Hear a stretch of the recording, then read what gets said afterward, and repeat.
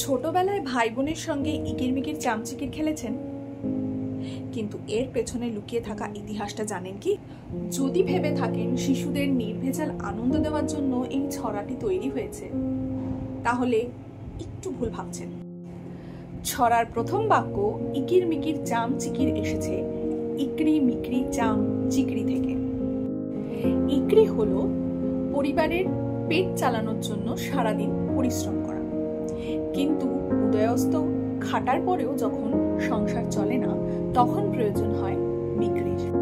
মিকরি মানে প্রধান জীবিকার পাশে আরো কিছু উপরি উপার্জন করার চেষ্টা করা। চাম মানে রুজি রোজগারের এলাকা, এবং চিকরি মানে হলো এই রুজি রোজগারের এলাকায় সারাদিন ঘুরে বেরিয়ে অর্থ উপার্জন বা ফসল উপার্জন করে বাড়ি নিয়ে যাওয়া। অর্থাৎ ইকির মিকির চাম চিকিরের পুরো অর্থ হলো উদয়স্থ পরিশ্রম করার পরেও যখন সংসার চলে না, তখন বিভিন্ন জায়গায় ঘুরে ঘুরে অর্থ ও ফসল উপার্জন করার একটি প্রক্রিয়া। কিন্তু সমস্যা হয়ে দাঁড়ায় চামের কাটা মজুমদার। এই মজুমদার হলো একজন রাজকর্মচারী, যার প্রধান কাজ হলো প্রজাদের কাছ থেকে খাজনা বা ট্যাক্স আদায় করা। তখনকার দিনে এই মজুমদাররা খাজনা আদায়ের নামে প্রজাদের প্রায় সর্বস্বটাই কেড়ে নিত, তাই তাদেরকে চামের কাটা মজুমদার বলা হয়। তারপর ধেয়ে এলো দামোদর। দামোদর হলো পাইকার বা মহাজন। দামোদরের হাড়ি কুড়ি দুয়ারে বসে চাল কুড়ি।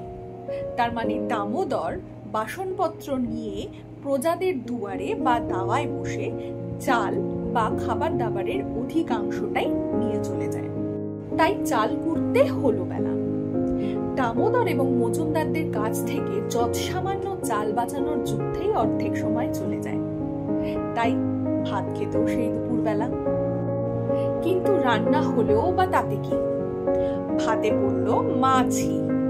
মাছি বলতে এখানে চোরকে বোঝানো হয়েছে, তাই কোদাল দিয়ে চাঁচি। কোদাল শব্দটা কোতওয়াল শব্দের অপভ্রংশ।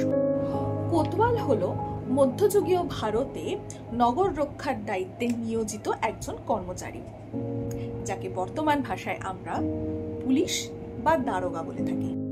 আর চাচি মানে হলো চেঁচে নেওয়া। অর্থাৎ বাক্যটার পুরো অর্থ দাঁড়ায়, পুলিশের কাছে গিয়ে চোরের নামে নালিশ করা হয়েছে এবং পুলিশ গ্রাম জুড়ে খানা তল্লাশি শুরু করেছে। কিন্তু তাতেও কি আর বিচারের আশা করা যায়? কারণ কোদাল হলো ভোঁতা। দরিদ্র মানুষের সুবিচারের সময় তারা ভোঁতা হয়ে যায়। আর এই ছড়ার ট্র্যাজিক এন্ডিংটা দেখুন, খ্যাক শিয়ালের মাথা।